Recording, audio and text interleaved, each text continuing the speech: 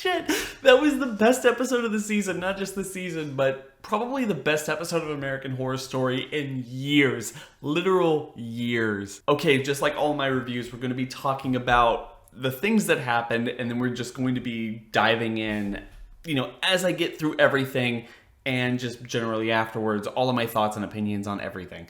Okay, so just like all of my reviews, we're going to be diving into everything. Spoilers for anybody who isn't prepared for spoilers for this particular episode. So you've been warned, but we're going to be going over everything that happened in the episode and then just kind of generally sharing my thoughts as we go along. So you have been warned. The episode begins 5 years prior to where we first started the season, with the chemist renting her house from Holden's character. And I generally think that's worth noting because a lot of people jumped in my comments section and a lot of people probably mistook one of the contexts of episode 3 when we got Ursula talking to Harry about Quentin Tarantino wanting Harry to write his new television show because it implied that he was on the drug.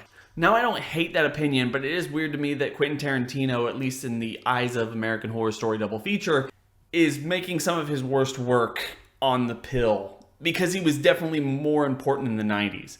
I mean, if it's 2021, 5 years ago is 2017, like, literally everything that he's done since then has been off the pill, right? So, yeah, like, people really overjumped on that. My point with Quentin Tarantino last week was there was not really a way of showing the creativity of artists for the first 3 episodes instead of just name dropping people and giving them context. Like, Quentin Tarantino is the best at general dialogue for anybody trying to write a screenplay, and the fact that he wanted Harry made it seem way more likable, and it's like, oh my gosh, this is how good this guy is. Like, the best guy in the industry for the last couple of decades wants him to write his own television show, even though he always writes his own stuff. Look how good this guy is. But yeah, that didn't really make any sense to me. In fact, that's one of the biggest downfalls of this entire season is the writing is hard to display, especially in the talent side. Like, oh my gosh, this one person is more talented than the other. So yeah, that's still the biggest downdraw of this, but still, great episode. Anyway, at the beginning of the episode, we have Dennis O'Hare's Holden renting his house out to Angelica Ross's chemist. Now, one of the things I haven't really covered on in these reviews is just how good these characters are. Just in general, every single time these two end up on American Horror Story, they end up doing a good job, so I push that aside a little bit. I like to focus more on the new people like Macaulay Culkin because he is just absolutely killing it this season.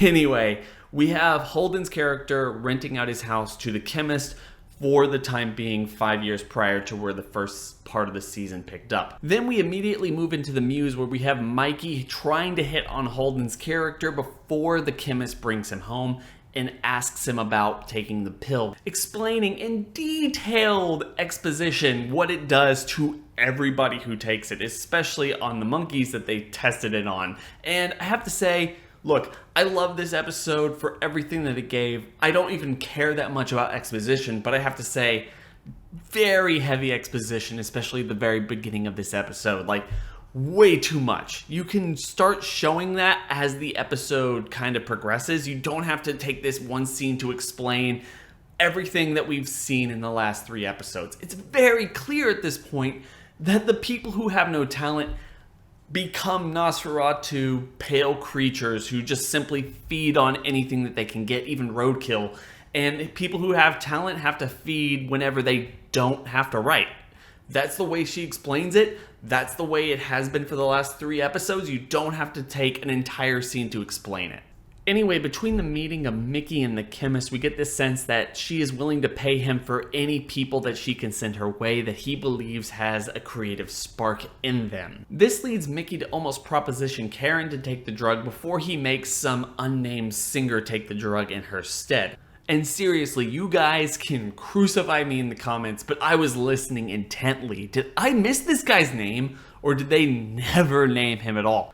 Tell me in the comment section, because I don't know. From there, we finally meet Belle in flashback form as she's trying to sell her new self-published book to a crowd of probably ones. In a very sexually explicit historical novel that we later learn that her husband is just not in the mood for, because even though she can talk about sexually explicit stuff in her writing, she does not live that stuff on the side, and that is not going over well with him. It's the downfall of that interaction that leads her back to the Muse in the vicinity of Mickey, where she finally gets into not only hardcore, but he also points her out in the direction of the chemist who is still trying to test out her drug. However, I should mention before that we get another inclination about the future of the Pale People from the unnamed guy that Mickey sent to the chemist in the first place. Belle ends up going to the chemist without any regard to what the pill will do to her in the future. Not even asking what is going to do to her in the future, even though the chemist tries to warn her.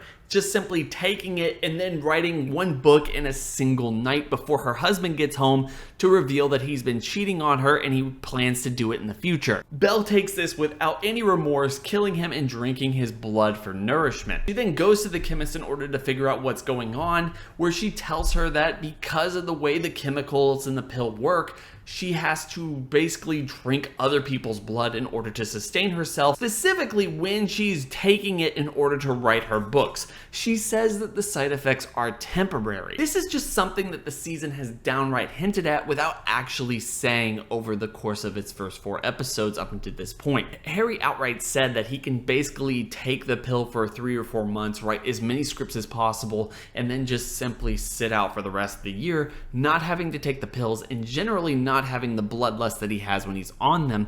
But Alma is going to have to take it every single day of her life in order to do pretty much anything that she wants to do, because it's a violin and it's live performances.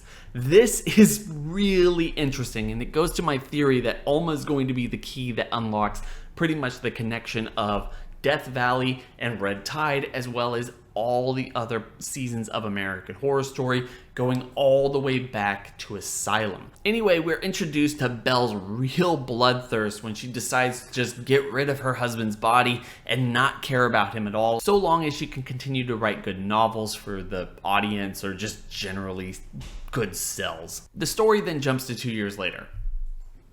And yes, I know that I am jumping over the Dr. Lark pale person wardrobe outfit concept, but that's dumb, and I don't know how much we're going to cover it, because if there's one bad thing about this episode, it's that. Anyway, 2 years later, we have Dr. Lark taking the pills for her tattoo art for a couple of months, while we have Belle taking it for about maybe 2.5 years before she goes back to the Muse and starts giving the pill to Austin, before they go and pretty much take out everybody in his drag queen contest who lip syncs over the weekends in odd hours. Not gonna lie, it's a really fun conclusion to the episode. One that is one of the best that we've seen in years of American Horror Story. And I'm not just talking about this season or 1984, American Horror Stories, Apocalypse, Cult, Roanoke, or anything else before that. This one was genuinely fun. Exposition heavy, but really, really fun. And I might be being a little bit cynical with this, but the fact that we're dealing with Harry and the fish out of water story for his family with this town and everything else going on, and just focusing on the exposition heavy concepts of these episodes, dealing with characters that are far more likable than his entire family, is what makes this episode interesting. Yes, we're going to be dealing with them in episode 5 in the last episode with this part of the season, but just focusing on Belle and Austin and Macaulay Culkin, those are the best parts of this season thus far. The only problem that we have is that it's not enough Sarah Paulson. The trailers make it seem like we're going to get more of her and more of a, badass version of her sometime in the near future, but we're just waiting for it every single week, and we're not exactly sure when that's going to happen. In fact, it makes it pretty clear that it's going to be happening in the 6th episode and not the 5th, but we're just going to have to wait and see. Overall, this episode was fantastic. I could not have asked for a better episode of American Horror Story, especially after the downright catastrophe that American Horror Stories was, as well as probably some of the downfall of the last couple of seasons. I personally liked 1984, but I feel like Apocalypse was a lot of hype and not that much follow through. I did not like Roanoke. I like Cult more than most people, and I'm not entirely a fan of Hotel. So the last couple of years have been really hit or miss. This one so far has been right up my alley, and it's better than most seasons that we've gotten for years. Tell me what you think about this in the comments section. I hope everyone is having a fantastic day. It's been real.